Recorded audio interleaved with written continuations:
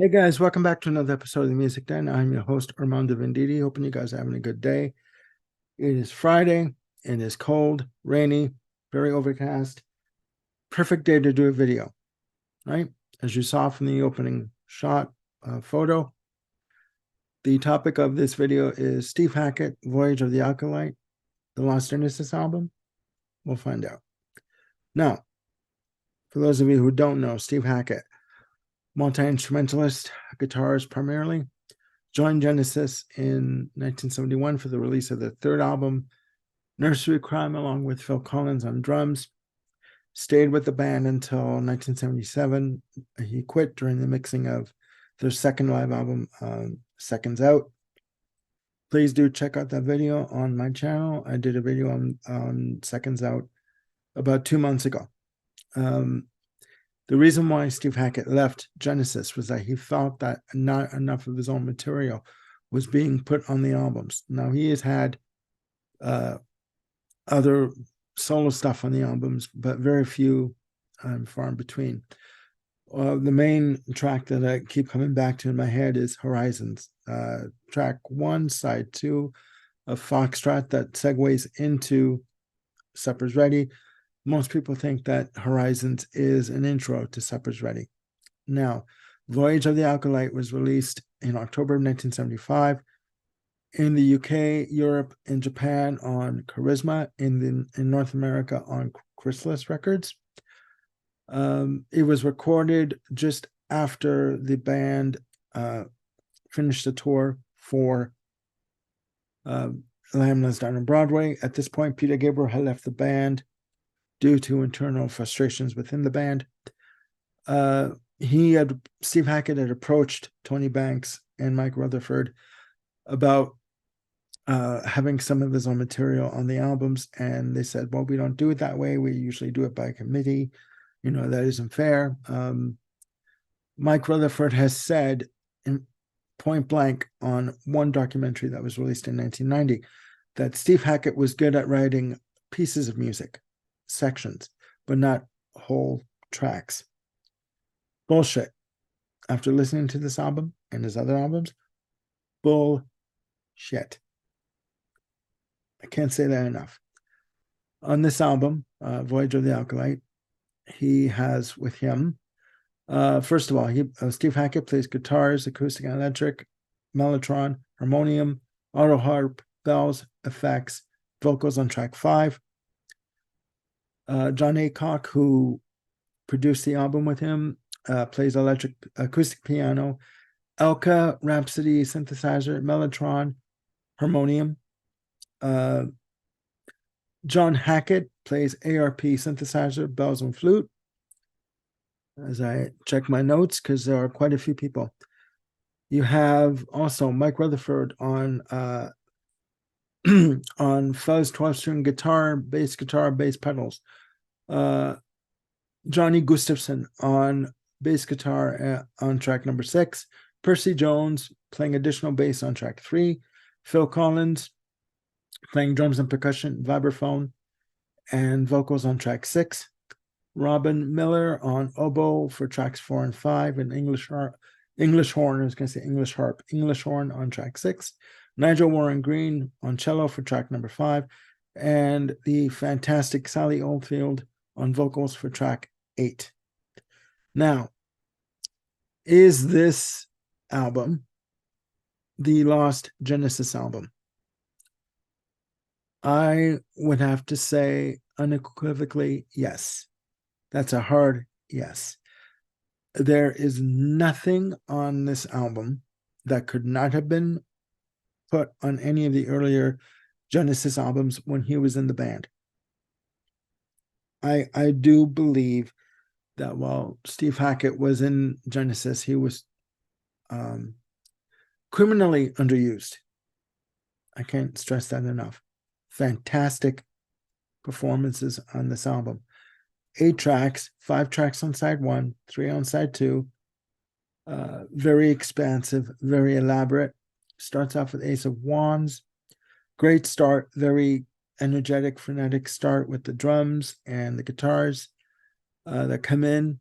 Almost has a jazz fusion kind of feel. kind of like Brand X, and being that Phil Collins started Brand X, it's no wonder. The synths that come in, they sound like they're being played by Tony Banks.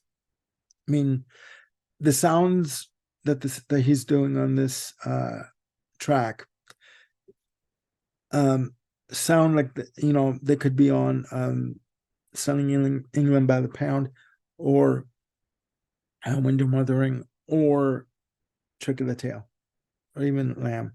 Seriously. There's a lot of quick changes in instrumentation. It's almost like for this one track, Ace of Wands, they put everything but the kitchen sink in this track. You've got acoustic passages, you've got drum fills, electric guitar, just keyboards, Mellotron galore, wall-to-wall Mellotron, amazing. Fast-paced tempos, it's great. The next track is Hand of the Priestess Part 1. Beautiful acoustic guitar, gorgeous Mellotron and flute passages, very melodic, nice gentle guitar lines that come in.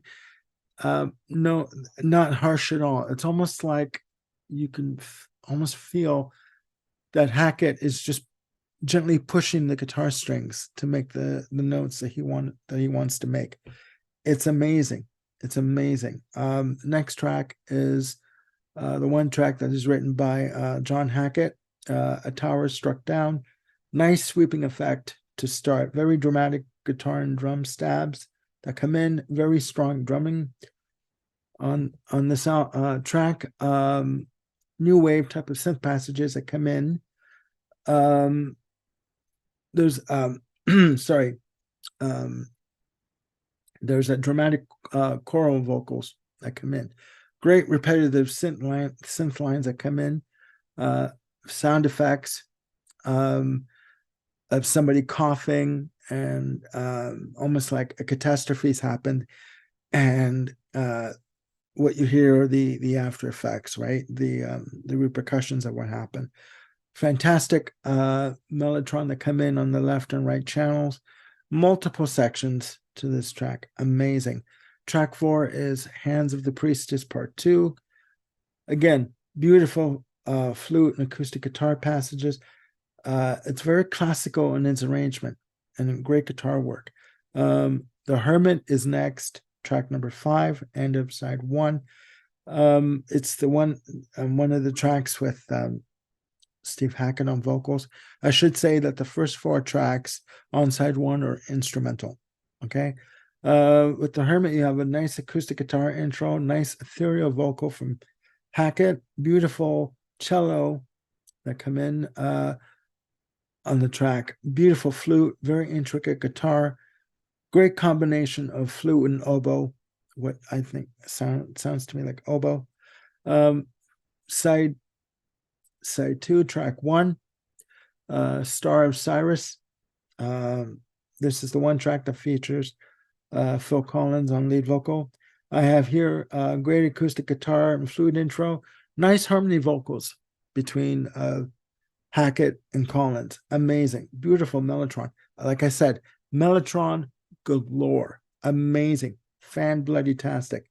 Very intricate drums that come in at 2 minutes 34 seconds. Beautiful synth and acoustic guitar passage. Nice Mellotron and horn passages that start at 3 minutes 43 seconds. Beautiful guitar and synth solos, and more intricate guitar sections on this track. It's amazing. It's amazing. Track 7, The Lovers, a minute and change. Fantastic instrumental. Fantastic acoustic guitar and synth. And the synths that come in on this track, on The Lovers, they have a very dreamlike effect, very sort of ethereal, very, like, I don't know what effect, what filter they used to come up with this effect, but it is fantastic. The Lovers, to me, also only a minute and change. It's very reminiscent to me of Horizons, but I could be wrong. Track 8, the last track on the album, Shadow of the Hierophant, co-written by Mike Rutherford. Starts off fantastic, energetic start with drums, guitars, mellotron at the start of the track, as I said. Nice vocals by Sally Oldfield. Almost very soft. I was going to say pastoral, if that makes any sense, but just very, again, ethereal kind of vocal, very soft, delicate, gentle. Multiple sections on this track. Great acoustic guitar, beautiful flute all over the bloody place on this album. Great definite drums, heavy drums when they come in. The drums come in, play a passage, and then they stop, and then they come in again and play, and they stop. They do play the same passage over and over again on repetition. It's got to be said, but it's great. There's a guitar solo that comes in. It kind of sort of like kind of seeps into the track. It almost sounds like he's playing two-handed on the fretboard. Almost what Eddie Van Halen did before Eddie Van Halen did it. Fantastic. To me, this track, it's 11 minutes and change. The longest track on the album. It has its moments of light and shade, meaning moments of heavy sections and quiet passages. And those occur between 5 minutes, 54 seconds, and ends at 6 minutes and 20 seconds. The guitars slowly start to come back in, and the band does come in, repeating the same melody over and over again. Another use of choir vocals that come in, and the melody keeps repeating. They keep playing the same melody, but as every passage that repeats, it grows. It gets very epic sounding. It grows and grows and swells, and very big, very grand. Epic is the only way I can describe it. And you can literally hear tubular bells being used on this track. It is great. It is amazing. I do not know why in the hell that the members of Genesis, I would say here, primarily Tony Banks and Mike Rutherford, that they said no to letting Hackett put his own, having a like a solo number here and there on the albums. Maybe if they did, maybe he wouldn't have left. Who knows? But this is fucking amazing. Amazing. Just great. So listen, down there, down below, please put down what you think. Do you like Voyage of the Alcolyte? Do you like Steve Hackett's work? Do you think that Voyage of the Alcolyte is the Lost Genesis album? Do you not think so? Do you think that Steve Hackett had a right to go on his own? Let me know what you think. Put your comments down below, and click like and subscribe and hit the notification bell to keep yourselves on top of any new content that we've got coming up. This weekend is the big weekend. We are going to be doing our Pink Floyd ranking, the ever elusive Pink Floyd album ranking. We have myself, Bill Schuster, Brian McFadden, Andrew Cox, and Peter Kent from the Lizard King channel. We're going to be doing our ranking of the Pink Floyd albums, yes, including Endless River. And I also have Ryan Gavalier's list of Floyd albums because he has to work. So please tune in for that. That is going to be taped tomorrow night. That's going to be airing on Sunday. And I will be doing a video with Ryan Gavalier on Sunday morning. We're going to be doing another episode of Misguided or Misunderstood. The album that we're going to be tackling is Genesis Abacab. Yes, I know that album was popular, but there are some people that think that album for them was a sellout. Okay, that they went soft. So we're going to be discussing whether or not it was a misguided attempt by the band, or whether it was misunderstood by the public at large, or for those who didn't like it or didn't get it. So please stay tuned for all those. Coming up also October the 7th, I forgot to mention, Peter Kent and I will be doing a video on ranking of the Cars albums. That's going to be fun. Only 7 albums, so it won't be that long of an episode. So please stay tuned for all that. And I've been in talks with Bill Schuster. We're going to be doing something regarding the Rocky Horror Picture Show. That's coming up. So please stay tuned for all that. I am Armando Venditti. Hoping you guys are having a good day. I will say goodbye for now, and I'll see you very soon with another video. Bye for now.